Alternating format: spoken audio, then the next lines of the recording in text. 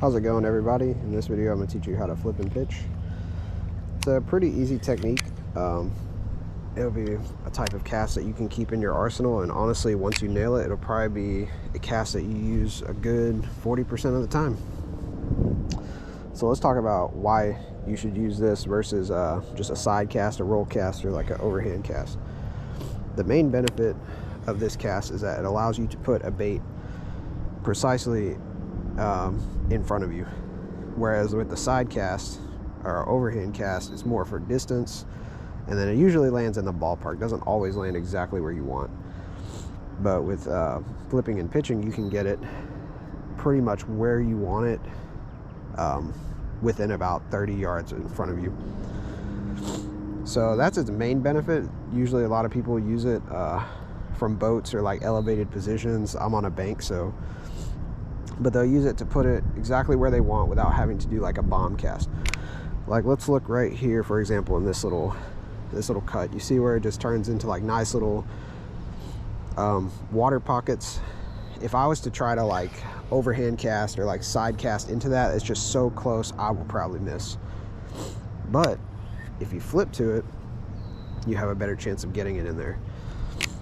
And another time that is really beneficial, it saved me a lot actually, is if you do a lot of bank fishing and you walk a trail, you know that sometimes you can walk and then your line of sight will be cut off. There'll be a tree blocking it or something, and it makes it impossible to cast from the side, overhand.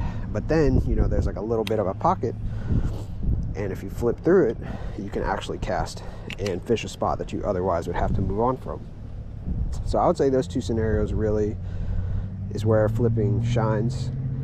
We're gonna go ahead and show y'all how it's done. It's gonna be a short video. It's a pretty easy technique, and then once you nail it down, like, it'll just get better and better for you. So what I do is I take my lure right up to the side of the reel, just like this, just right up next to it. You can have it a little shorter, but it feels weird to do it this way. I think it's more natural to go like this. And if it's too far behind you, you're not really going to get the distance you're looking for, or that flick really. So bring it to the side. You take your rod down, point it at like a 45 down. You can bring it straight down, just kind of wherever. I just say generally off to the side and down. And what you're going to do is you're going to look to where you want to put it. I'm just going to go straight in front, and you're going to lift the rod while simultaneously letting go of the bait.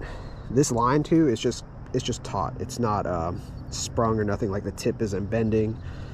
It's just not slack. We'll just put it like that. So I'll go ahead and show y'all one cast, and right in front.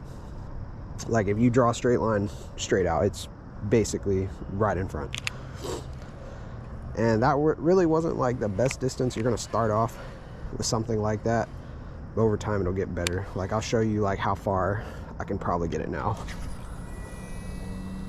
Like, you put a little more oomph into it, you can get it pretty out there. The main benefit of this cast really is just getting it right in front of you, getting it in a short distance without having to do like, you know, a side cast, overhand cast, roll cast, or anything like that. And I feel like it allows you to precisely put it where you want. Just by shifting how you point the rod, you can get it to manipulate the bait like in midair. Like, I'm gonna get it in this little pocket right here. I just kind of pull back a little bit on my rod, like as it's about to touch down, and you see it stops it short, in addition to, you know, thumbing the spool. This technique I feel like works really good on bait casters because you can control it. You can thumb the spool and things like that, so you can really just stop it when you want. But it is possible to do this with a spinning reel. Like, it's, you know, it's not out of the realm of it, and, you know, it's still a technique you can use. But I think it really shines with bait casters just because you can pop it somewhere and you can stop it. And what you want to do is when you practice for real, just practice on getting that lure right to the side, down in a 45, and then just raising the rod straight up. As you get pretty accurate with it, like where you want to go, then you can work up the distance. And the way you get the distance is, instead of just like raising slow, you just raise it a little faster, and that gives it a little bit of spring to it. But that just comes with time, with practice. best lures I'd say you can use this on is definitely what I'm using right here. This is a KVD rodent. It's basically just like a creature bait, and it's rigged Texas, Texas rig. Got a little tungsten weight on there, weight stopper. I mean, you can't get much better than that for this type of cast. But you really can do it with anything. Texas rig stuff, you can do it with shaky heads, rooster tails. Like I did it with rooster tails. The only thing I wouldn't really use it with is like crankbaits. It's not that they won't go flying far, it's just that crankbaits, usually you need to put some real cast like distance into that so that it can cover the most water. Where something like this, like you're just trying to finesse, like you're just trying to do like a quick little working of a spot. You're not trying to cover tons of water like a crankbait would need to. So I think that's really where these type of lures shine for it, just like finesse stuff like grub baits, craws, shaky head stuff, Texas rig stuff. I mean, you could probably use a drop shot as well, but what makes the drop shot complicated is like, see, I'm grabbing the whole package right here. With the drop shot, you got the weight, then you got the lure. In that situation, I would probably grab the plastic or whatever you're drop shotting, and then the weight will follow behind it. But it is a little bit more tricky, at least when it's the whole package like this. You just know it goes. And yeah, guys, that's pretty much it for this video. I mean, just keep practicing this technique. It's really awesome. Like, and this is the beginner way I'm showing y'all, where you bring it to the side. As you get better, like let me show you. As you get better, you literally can just bring it in and just like side swing that shit, and then boom.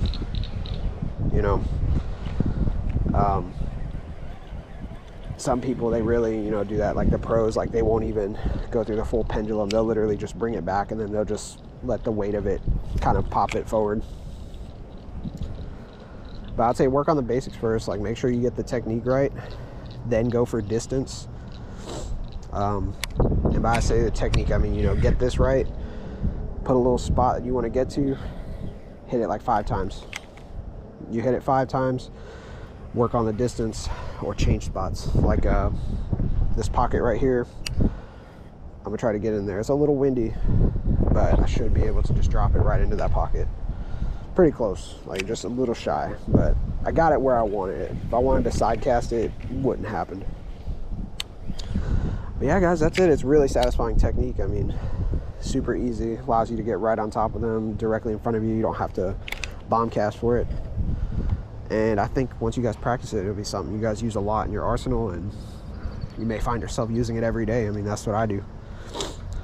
But if you like this video, please give it a like, give it a thumbs up, subscribe if you're inclined. It really would help this channel if you subscribe. I'm really looking to get monetized, but YouTube has some pretty, I mean, it's not like a pay to play, but like to get into it, you gotta have 1,000 subscribers and like X amount of watch time. So, I mean, if this video did help you, please consider subscribing to this channel. I try to make content frequently.